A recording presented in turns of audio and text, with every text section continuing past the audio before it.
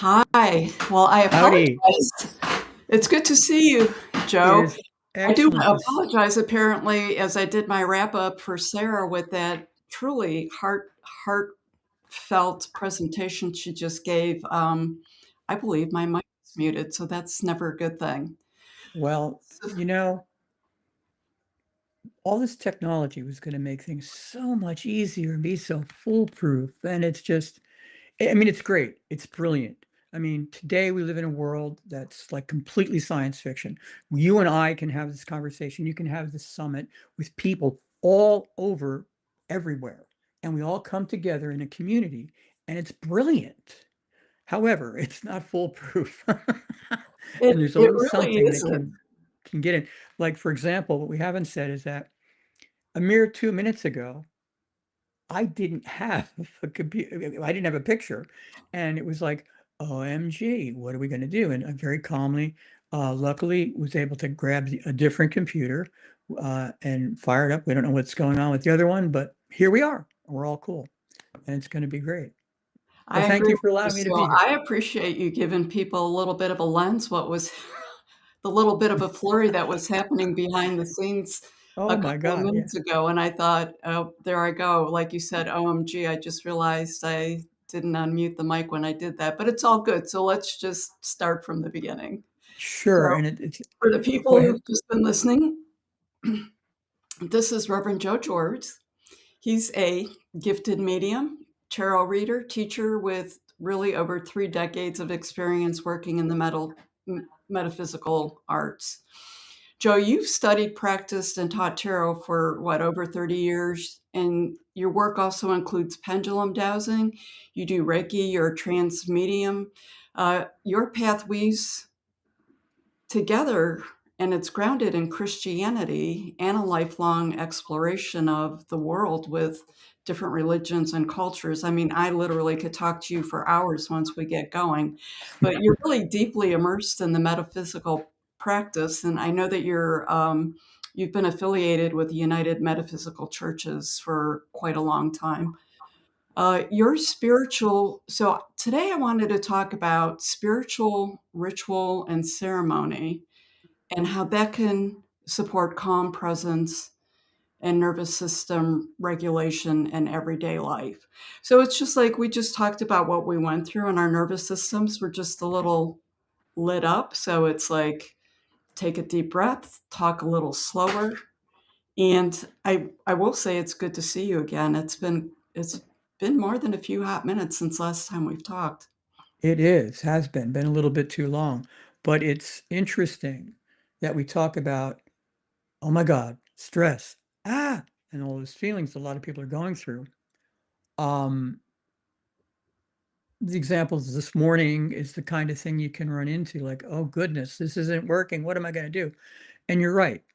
It's a certain amount of control that's required because if you don't do that, then the fight or flight response that we've gotten for survival kicks in and the heart rate goes and the stress goes up and it doesn't seem right and you're going around and it's getting and sometimes the answer is just very simply to say stop, take a deep breath, relax, and then actually maybe you can then see that the problem's not really that big. Do you know what I mean? Much like we just went through with the cameras and the audio and things like that. And how does that relate, that level, let's say, relate to the everyday person who has out there who's maybe confronted with all sorts of stress, whether you're the the private personal caregiver for someone in your circle that is touched with a medical challenge, or maybe perhaps you're just too involved in watching what's going on globally, and that's disturbing you. All these different kinds of things that can affect you. It maybe you don't have an answer, and here we are going to try and give you one. For example, my background is geared toward tarot. And in tarot, there are a couple of different ways you can approach these kind of stresses. You can maybe reach out to the cards and connect and maybe find some insight. Or if you don't want to do that, you don't really are, or you're not really linked in, let's say, to the idea of, well, I'm going to maybe get into that horrible, awful divination kind of thing. Well, you don't really have to do that divination kind of thing because I'm going to just grab the deck, pull it up, and I don't know what this card is. And we've never met or any of those kind of carnival things, but here we go. It's a picture, it's art. And this comes back to the visual medium. Art is there to help people. It teaches people, it calms you, it excites you.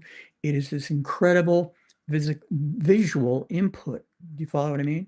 So, okay, we can do the cards and you could maybe learn what the King of Wands is about or and maybe use that input to try and resolve your issue and get yourself calmed so you can focus. Or maybe you can just look at the picture and use it as something of means to connect because of the meditative state that you can get into by looking at the different colors or the image and starting to question, like, what is this person doing? Is he comfortable? Is he what have you? And slow that nervous system down. Do you follow what I mean? And get it more under, not, I'm going to say under control, but that kind of sounds a little strict, maybe. Get it more calm, if you will. And that way you begin the process of being able to calmly go through life. And with facing the problem or the challenge really that you've been given. And then maybe you can remember that you were never given challenges we can't overcome. That's part of the deal of being here. So is it easy as a human being to think, oh my goodness, this is way too big? Yeah. Yeah, because we have a highly ingrained survival instinct, let's say. And so you're saying, wow, this is a threat. I can't survive. Do you follow what I mean? But maybe it's not such a big threat after all. Maybe we just need to get that calm going. Do you follow what I mean? And be able to say, oh, all right, this isn't that bad. I can deal with this. Do you follow what I mean? I do, and, I think ritual's one of those words that gets a bad rap sometimes.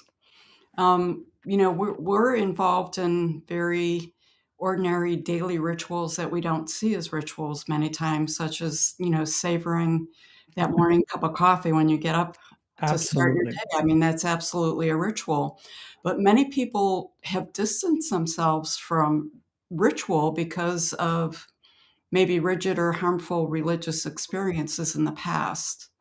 How can someone reclaim ceremony in a way that feels more sovereign and safe and personally meaningful? We have to remember that, and I don't want to be politically incorrect or slam anybody's beliefs because everybody's allowed to have the beliefs they have, and it's important. If there is a supreme being, sorry, which we all agree there is, and if they are omnipotent and all-knowing and all-powerful, which they must be by definition, well, then it has to kind of fall logically that this entity must have the ability to communicate and reveal itself to each one of us in the way it makes most sense to each one of us. You follow? So it can be best understood.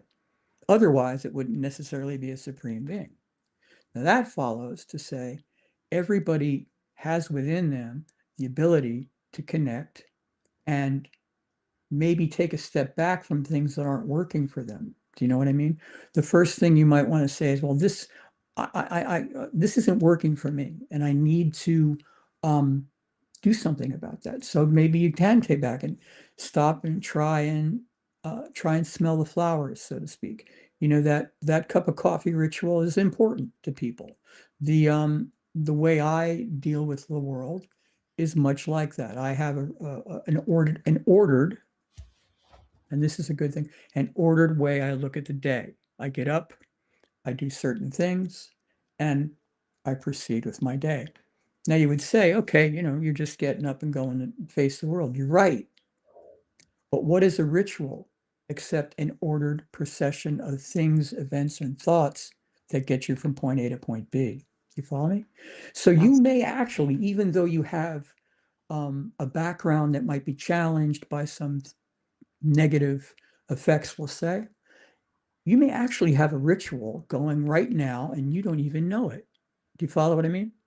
So now maybe you can take the next step to saying, wow, I have a ritual and I really did control it because I got up this morning, I got downstairs, I picked up the paper, I put on the coffee, and I did that.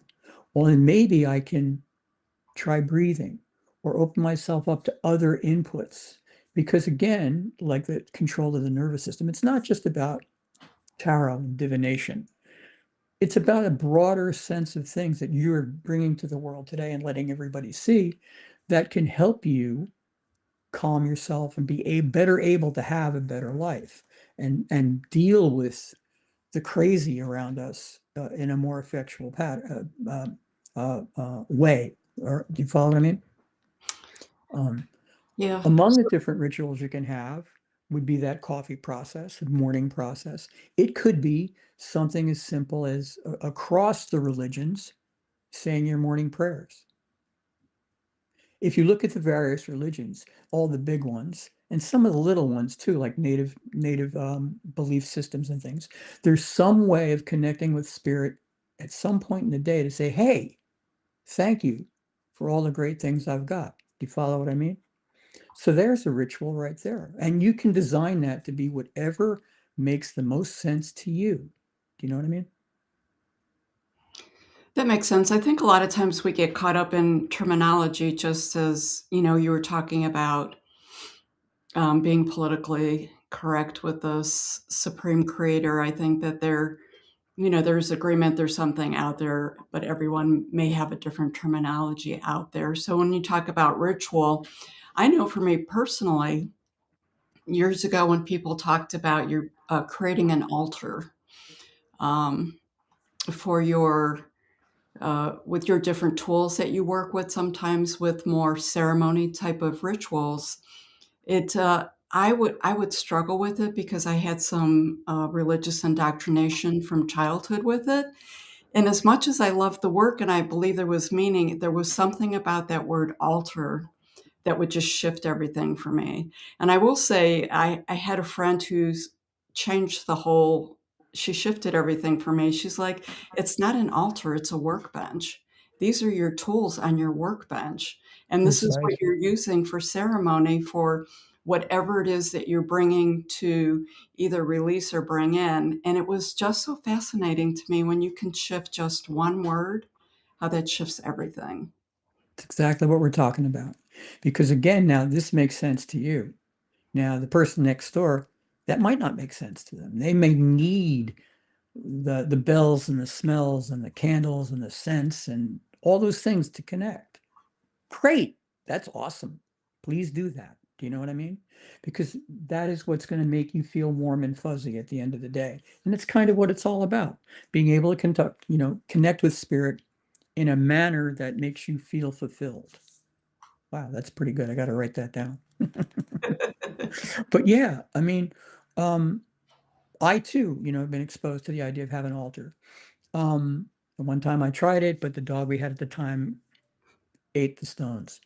So that didn't work out. And maybe that was a message to me to saying, maybe this isn't for you. Maybe you need to spin it a different way and make a different tool bench or toolbox kind of thing.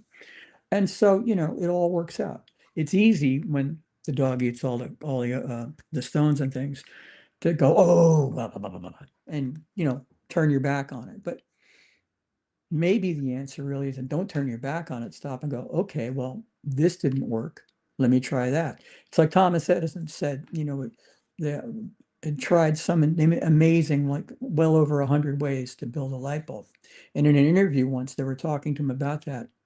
And they said, wow, you did all this work to make the light bulb. He says, well, no, I only did one of those experiments to make a light bulb, which worked. I did 99 other ones that didn't work. Do you follow what I mean? So it wasn't about all the things they did. It was about facing up, oh, this didn't work, and trying the next thing and the next thing until you found the one that did. So you've talked about ritual in two different ways. You talked about smelling the flowers and how that's very calming, and then you pulled the card from the tarot deck, which I do want to go back to before we're done because when you pull a card has meaning. So I'm curious what your thoughts on that are. It's definitely intentional what comes out. But a lot of times, uh, someone might be going out to an oracle deck or something like that for questions, answers to questions. How do you differentiate between when someone's using ritual for spiritual bypassing or they're using it more for common regulation? Well, I think in a way, they're the same thing. Do you follow what I mean? Because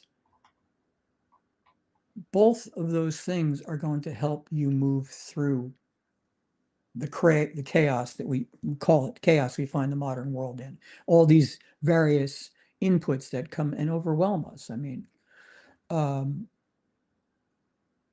I think that truthfully, it's not just about the tarot, it's about the visual input and connecting because art is art and art moves us, if you follow what I mean. But now there are other cultures, traditions out there that may not use the Western idea of art. If you don't want to use tarot decks, oracle decks are perfectly fine. Why? Because that's what resonates to you. Do you follow what I mean? You don't have to use a tarot deck. You could use the oracle deck. You could use um, any sort of visual input, if you will, that you find comforting.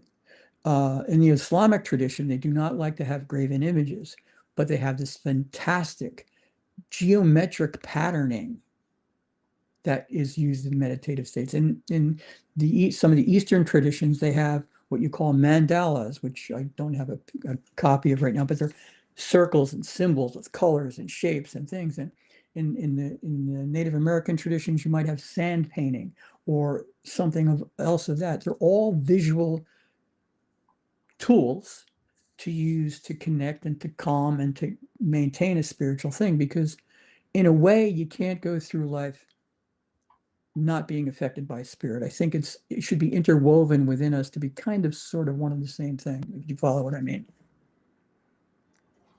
Okay. So for people who are feeling the overwhelm, in this chaotic world that we're in right now, and they're starting to feel dysregulated, what are some thoughts or recommendations that you would have for people to just use a small ritual? So when we talk about ritual and ceremony, it doesn't always have to be some big event. So we've been through the solstice and we've just had the full moon and the new moon, and a lot of people do much more intentional rituals, bigger things with that. But just for the everyday things in life, what are your thoughts about that? I think it's a good place to start. Find something simple to start. A lot of times we have these great intentions. I'm going to move the world. I'm going to do this. I'm going to do that. And the sheer volume of work to do all that overwhelms you. So don't set yourself up to fail. Start simply. Start just by recognizing, to use the example, getting up in the morning and putting the coffee on. That something you do with regularity is a ritual. And from there, go from there. If you wanted to try, say, the tarot, you could take any deck you wanted and maybe learn a little bit about it, but just use the pictures. And you could say, I'm going to start with this one picture that I'm pulling up now, the world, and how does that make me feel? Huh. How does that go? You follow what I mean? Can I calm with that? Does it help me answer? Whatever that says to you, then go with that. If it's your oracle decks, same kind of thing. Maybe you find a piece of music that you find exceptionally moving. I mean, you can't explain it because maybe you've never listened to this type of music before. Go with that. Do you know what I mean? There are so many different small tools that you can use to basically start your day or start your time. It doesn't have to be the first thing in the morning. It could be any time of the day you find time for it. Um, Say you have a commute and maybe you take a public transportation and maybe you have time to sit down and just be, watch the world go by. Do you follow what I mean? There are all these opportunities that you say, I feel I need to change and I feel I need to grow and I want to feel better. And that seems insurmountable. So back away from that and just do something simple. Um, maybe you live near the park, and maybe you can take once a week, take 10 minutes to walk through the park or just sit there and watch the birds. Follow what I mean? Maybe you have the blessing to be near a shrine. You could go check out the shrine, just walk through it or be there. Do you follow what I mean? Maybe if you live near the beach, you could go to the beach and just watch the water for 35 seconds or a minute and a half or an hour, whatever you fall into. All of these types of things can help us um, create our own rituals and move upward from there. You can make this as complex as you want, but I would suggest you want to start small and easy just because you don't want to overwhelm yourself with the work. Do you know what I mean? Right. So where do you think intention, what role does intention play with rituals? Is Well, I think intention comes into the idea that, okay, I've progressed a little bit now. I've got this ritual thing going a little bit. But I really got a question, and maybe I want to find out how the day is going to go, or where do I need to be today? And we'll use that as an example. And we'll use the card I just pulled up, the world. love that card. It's a It's beautiful a card. great card. It's a great Like, card. that's a life is good card. After what we It just went through is. to get you on, and then you pulled that, I'm like, life is good, man. It is. And to give you the tarot lecture part, which was, we'll bring in, there'll be no test later. The tarot, this is a card that ends the major arcana. The major arcana is something that reflects archetypes that are all universal to all of us, through all cultures and everything like that. And this is the end of the journey. It's the end of the journey. And like you just said, it's a great card. It's positive energy. It's success. It's got some spiritual images around the side, and it's a beautiful, wonderful thing, some tools and stuff. And there is a drag about this card, which is that you've completed everything. You've done it. You've been a success. And it's wow. Now you get to stop, go back to the beginning and try the next thing. You follow what I mean? Because Yes, life is about yes, growth and absolutely. life is about progress.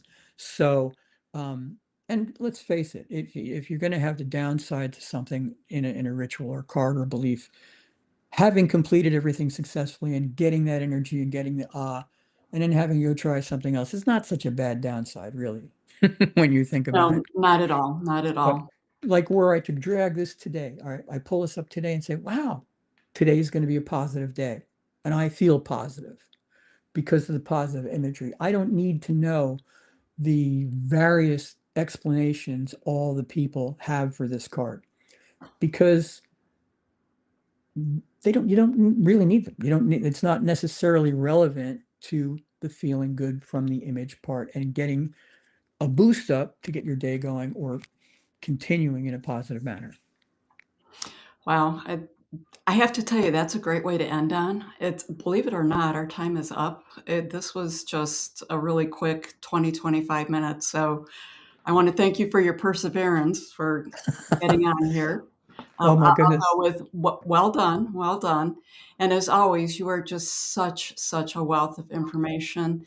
I think that rituals and understanding rituals and the importance of them and demystifying them are really important as we move forward with the chaos of the world because it's right in front of us. It's an easy tool. So much Thank gratitude, you so friends. thank you. And thank you so much for letting me be here. Thank you to all of you for tuning in and checking this all out. And it's going to be great. Thank you so much. Okay. Take care, Joe. Bye bye. Thank Oh, you. for people who want to connect, I'm so sorry. I'm so caught up in our conversation. So, for those of you out there who are listening, Joe is amazing. And if you would like to connect with him, you can email him at revjoeg@Comcast. So that is REVGOEG at Comcast.net. .net. Yes, and thank you very much for your website. With you can down to the speaker list, you can just click my name and there's a little button that speeds the whole process up Yeah, because Sandra does a absolutely. fabulous job. So thank you guys all very much for being here. Have a great summit, and I look forward to this just being great. Thanks. Okay. Bye. Bye bye.